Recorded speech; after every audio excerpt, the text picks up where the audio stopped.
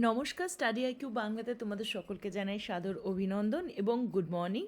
Daily current affairs নিয়ে তোমাদের সঙ্গে আজকে আমি হাজির এবং তোমাদেরকে যেরকম কথা দিয়েছিলাম সেটাই আমরা করতে চলেছি। এই ডেইলি কারেন্ট অ্যাফেয়ার্সের একটা সুবিধা কি, আমরা এখানটা কী কী কভার করব, we are going to cover তিনটে section, international section, national section এবং তার সঙ্গে সঙ্গে ওয়েস্ট বেঙ্গল যে কটা নিউজ আজকে এসেছে বা যে নিউজগুলো তোমাদের পরীক্ষার জন্য ইম্পর্টেন্ট সেগুলো আমরা কভার করব। What is the speciality of this class? আমরা এই ক্লাসটাকে অ্যানালাইসিসের মধ্যে করব। অ্যানালাইসিস মানে either it is the question analysis বা তার কোনো আনসার যদি থাকে সেই আনসারকে এমসিকিউ ফরম্যাটে আমরা দেখব।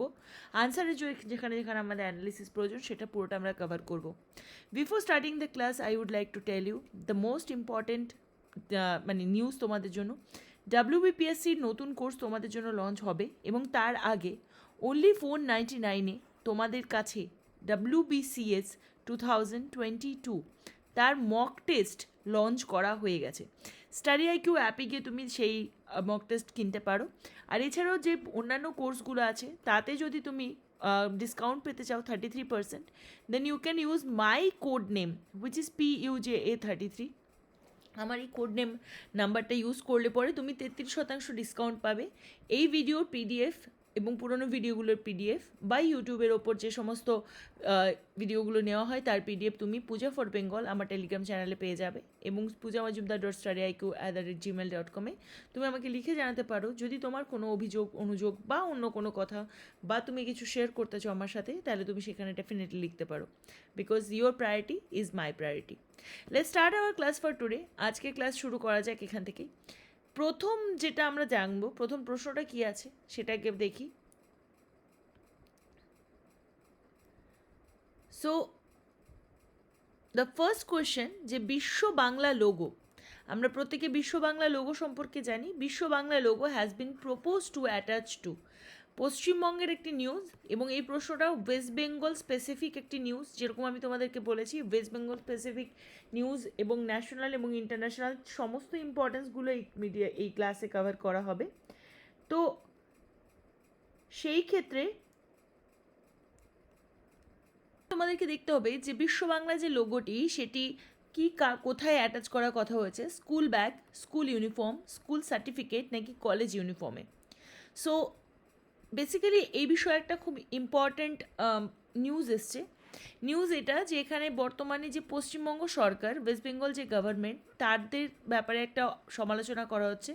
বলা হচ্ছে যে বিশ্ব বাংলা লোগোটি কোনো একটি পলিটিক্যাল পার্টির লোগো যেটি বর্তমানে গভর্নমেন্ট হিসেবে রয়েছে পশ্চিমবঙ্গের ক্ষেত্রে, এবং সেই নিয়ে একটা মারাত্মক মন্তব্য তৈরি হয়েছে। কিন্তু মুখ্যমন্ত্রীর তরফ থেকে একটা পরিষ্কার প্রপোজাল রাখা হয়েছে এবং তার তরফ থেকে বলা হয়েছে যে আমি যে বাংলার অধিবাসী এটা তার প্রমাণ, মানে শুধু জামায় একটা বিশ্ব বাংলার ব্র্যান্ড লাগাতে হবে। So the right option is school ইউনিফর্মে বিশ্ব বাংলার লোগো করার কথা বলেছে।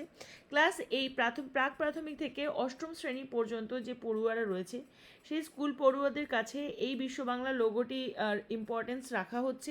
কিভাবে যে তাদের কোনো স্কুল ব্যাচ থাকতে পারে বা তাদের কোনো রকম অন্যান্য মানে যে কোনো রকম সেকশন থাকতে পারে বা তাদের তাদের নিজস্ব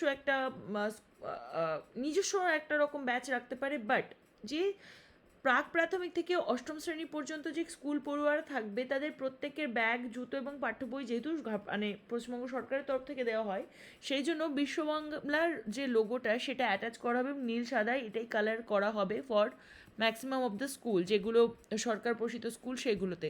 so this is the important news. Next কোয়েশ্চেনে যাব।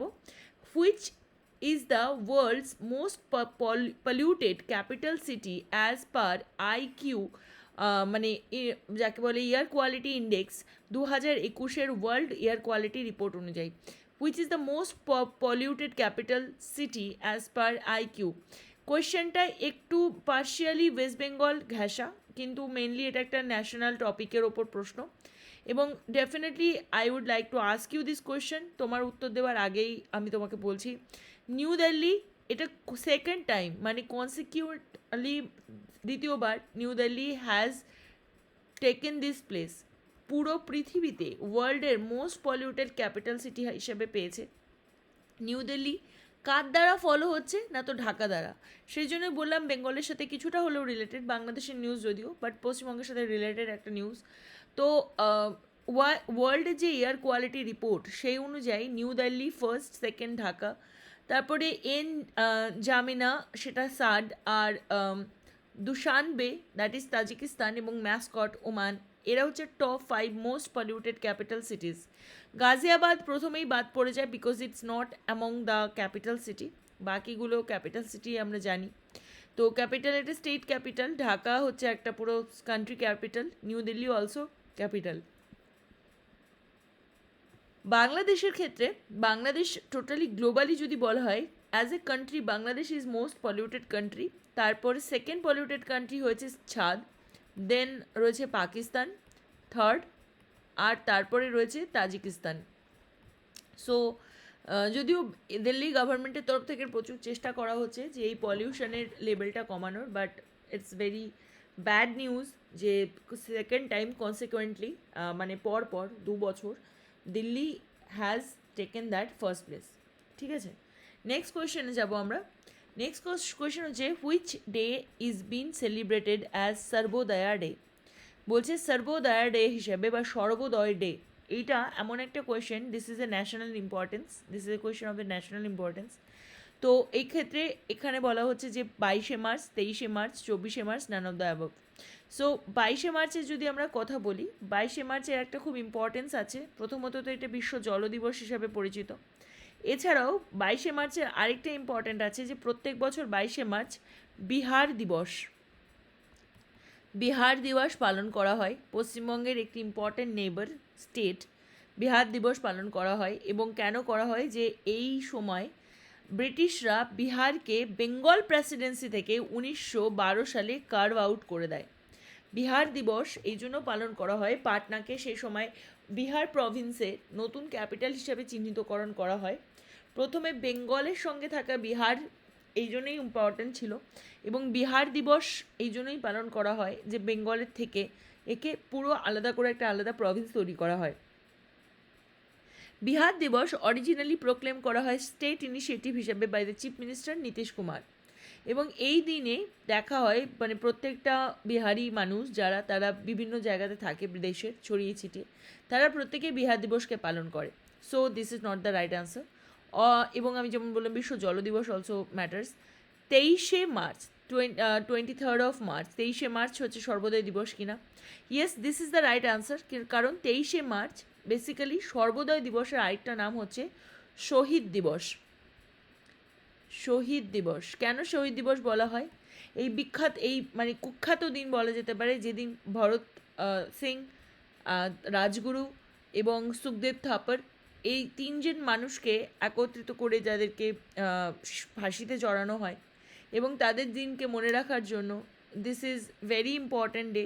এবং 30শে জানুয়ারি সেটাকেও মার্টিয়ার ডেজ বা শহীদ দিবসের উপর মানা হয়। কেন? Because of Mahatma Gandhi. তাহলে বোঝাই গেল শহীদ দিবস দুটো হয়, মার্টিয়ার ডেজ, তার মধ্যে সর্বোদয়া ডে যেটা সেটা হচ্ছে 23শে মার্চ, মনে রাখবো।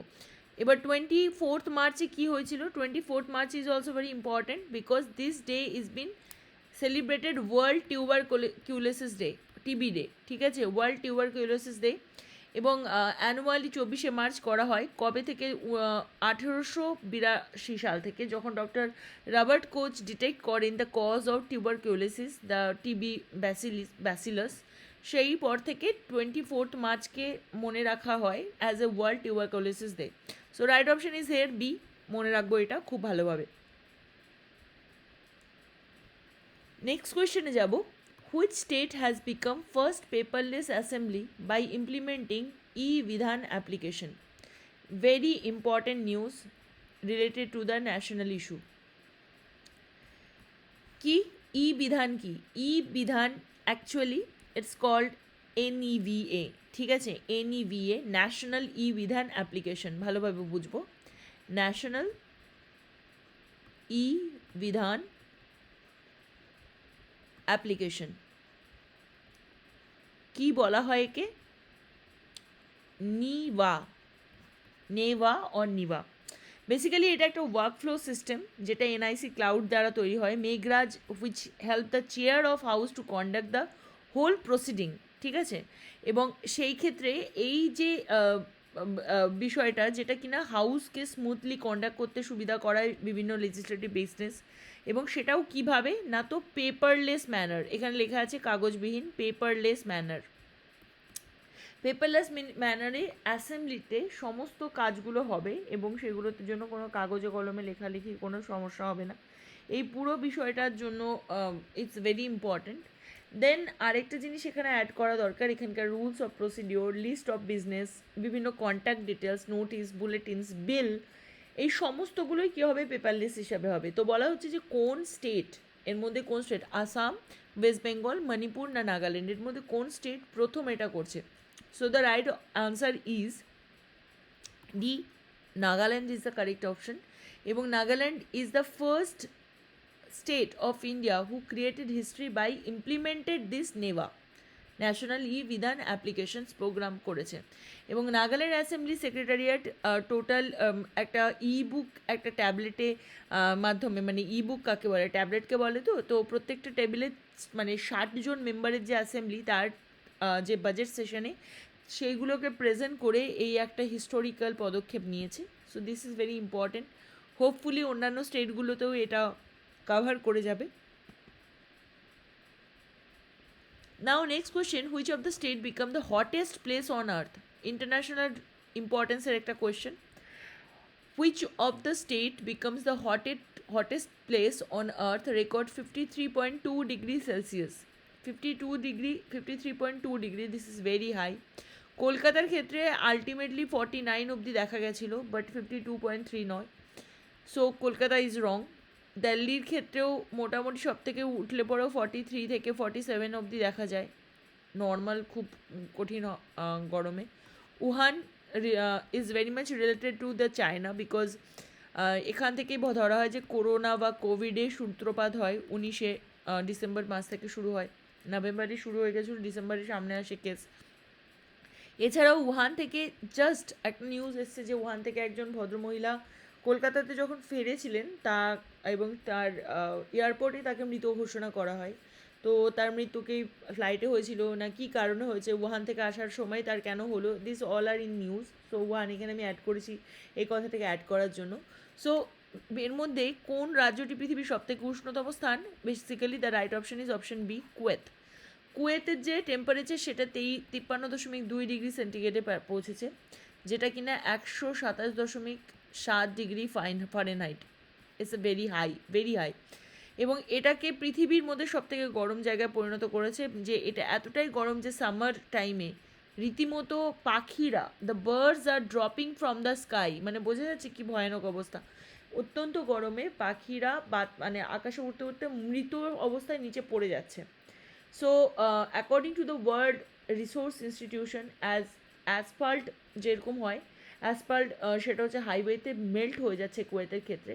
সেখানে প্রত্যেকটা যে কুয়েতে যে এয়ার কন্ডিশনসগুলো রয়েছে মলসের মধ্যে, সেগুলো বেসিক্যালি প্রচুর পরিমাণে ইলেকট্রিসিটি কনজামশন করছে, প্রচুর তেল খরচা হচ্ছে, কার্বন এমিটার্স পার ক্যাপিটাও ইজ অলসো ভেরি হাই, এবং renewable energy account for less than 1% of the demand, far below than the Kuwait's target, যেটা কিনা কত 2030-এ কুয়েতকে বলা হয়েছে 2030 অবধি যে 15% অবধি তাকে ডাউন করতে, in the case of the renewable energy account, সেটা 1% ডিমান্ডে। But this is not even possible বলে দেখা হচ্ছে, মানে এটা কুয়েতের জন্য ভয়ানক একটা ঘটনা, ঠিক আছে, গরমের পরিমাণ এত বাড়া। Next question, who is the 11th chief minister of Uttarakhand? একটা ন্যাশনাল ইস্যুর ইম্পর্ট্যান্ট কোয়েশ্চেন। কালকে থেকে চেষ্টা করব যে এই ওয়েস্ট বেঙ্গল, ন্যাশনাল, ইন্টারন্যাশনাল, এই সমস্ত জিনিসগুলোকে একের পর এক করে অ্যাড করা, সো যাতে পুরো পরপর থাকে। জেনারেল গুরমিত সিং, পুষ্কর সিং ধামি, সাহাবুদ্দিন আহমদ, নাকি নান অফ দ্য অ্যাবভ? ইম্পর্ট্যান্ট এই নিউজটা আগেই পার্শিয়ালি ওয়েস্ট বেঙ্গলের সাথে কোথাও না কোথাও কানেক্ট করে, কীভাবে করে জানি সেটা জানাই। 11 চিফ মিনিস্টার অফ উত্তরাখণ্ড কে হয়েছেন? General Gurmit Singh? No, he is the governor, ঠিক আছে, the lieutenant general, governor lieutenant general, he is the governor lieutenant general Gurmit Singh, he is the person যিনি কিনা এই মুখ্যমন্ত্রী শপথ বাক্য মানে পড়িয়েছেন। এবং তিনি কি, এবং এখানকার উত্তরটা কী হবে, পুষ্কর সিং ধামি, তার this is the right answer. And তিনি হচ্ছে জাস্ট দেরাদুনে তার অফিসটা একটা টেক ওভার করেছে উত্তরাখণ্ডের, আমরা জানি ইটস এ ক্যাপিটাল প্লেস। আচ্ছা, এখানে আরেকটা জিনিস, শাহাবুদ্দিন আহমদের কথা বলা হয়েছে। Shahabuddin Ahmed is very important একটা নিউজের মধ্যে এসছেন, কারণ তিনি হচ্ছেন ফর্মার প্রেসিডেন্ট অফ মানে বাংলাদেশের ক্ষেত্রে তিনি ফর্মার প্রেসিডেন্ট ছিলেন, এবং তিনি 92 বছর বয়সে জাস্ট তার দেহাবসান ঘটেছে ঢাকাতে। এবং তিনি ইন্টারিম হেড ছিলেন স্টেটের ক্ষেত্রে, যে কনসেনসাস নমিনিসরা ছিল ফর অল দ্য পার্টিস, তাদের ক্ষেত্রে 1990-এ যে টপল এক্স মিলিটারি ডিক্টেটর ছিল HM ইরশাদ শাহ, মানে সেই ক্ষেত্রেও he was the head of this party, ঠিক আছে। 1996 থেকে 2001 অবধি তিনি প্রেসিডেন্ট অফ বাংলাদেশ হিসাবে কাজ করেছেন, and he was very much responsible for holding A free and credible election. বাংলাদেশের ক্ষেত্রে যে ফ্রি অ্যান্ড ক্রেডিবল ইলেকশন, তার যে ইম্পর্টেন্স সেটা কাকে দেওয়া যেতে পারে, যেটা হচ্ছে 1991 সালে ফেব্রুয়ারি মাসে বাংলাদেশে হেল্ড করানো হয়, তার জন্য Shahabuddin Ahmed is the one of the important name. So the right option for this question is B, Pushkar Singh Dhami. তো পুষ্কর সিং ধামি সম্পর্কে দুটো কথা বলতেই হয়। He is a son of the ex serviceman. Dhami 1975 সালে মানে জন্মগ্রহণ করেন পিতোরগড় ডিস্ট্রিক্টে। তিনি লয়ের ডিগ্রি হেল্ড করেন, রাষ্ট্রীয় স্বয়ংসেবক সংঘ থেকে বিলং করেন অ্যাজ এ ভলেন্টিয়ার, এবং অনেক সময় ধরে তিনি অখিল ভারতীয় বিদ্যার্থী পরিষদের তিনি সভাপতি ছিলেন।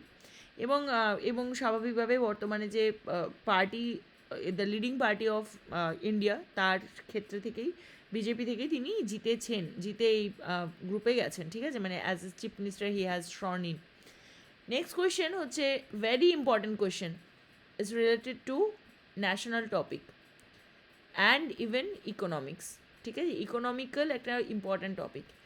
Gig India has been acquired by Paytm, PhonePe, Google pay না ভারত পে? গিগ ইন্ডিয়া কার দ্বারা অ্যাকোয়ার্ড হয়ে গেছে? প্রথমে তো একটুখানি বলা দরকার যে গিগ ইন্ডিয়া বিষয়টা কি। গিগ ইন্ডিয়া 2017-তে ফাউন্ডেড হয় বাই সাহিল শর্মা এবং আদিত্য শিরোলে।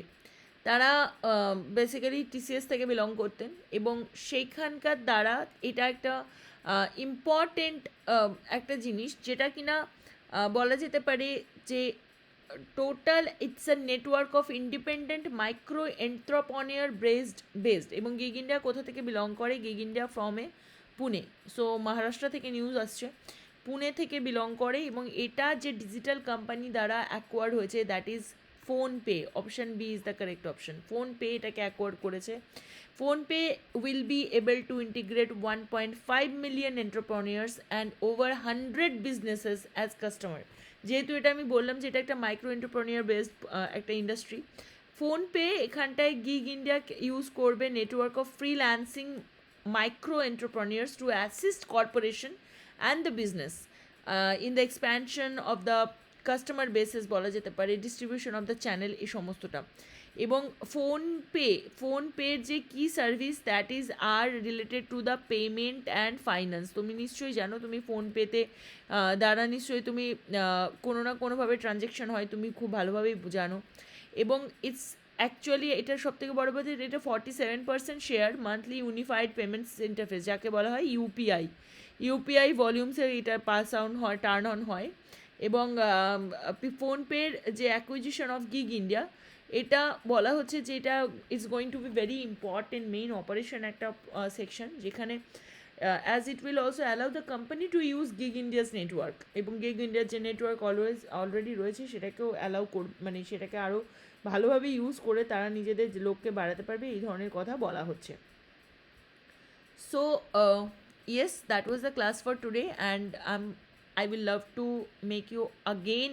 আমি আরেকবার তোমাদেরকে বলবো যে Puja 33, with this you can get the discount of 33% on the course of WBPSC, যেটা অলরেডি চ্যানেলে রয়েছে। স্টাডি আইকিউ এর অ্যাপে তুমি যেতে পারো, গিয়ে দেখতে পারো। অনলি 499-এ তোমাদের জন্য লঞ্চ করা হয়েছে, মাত্র 499 টাকায় তোমাদের জন্য লঞ্চ করা হচ্ছে 21টা সিরিজের মানে 21টা টোটাল মক টেস্ট মিলিত হয়ে mock test for WBCS 2022. So go and check it out. And yes, thank you very much. If you have any queries, you can contact on this number. We are always here to help you. Thank you, and please take care. And I wish তোমাদের পুরো দিনটা খুব ভালো কাটুক। আবার দেখা হবে in the live class, এবং তোমাদের আবার দেখা হবে অন্যান্য ক্লাসগুলোতে। টিল দেন পড়াশোনা ভালোভাবে করে দেখা হবে। বাই বাই, জয় হিন্দ।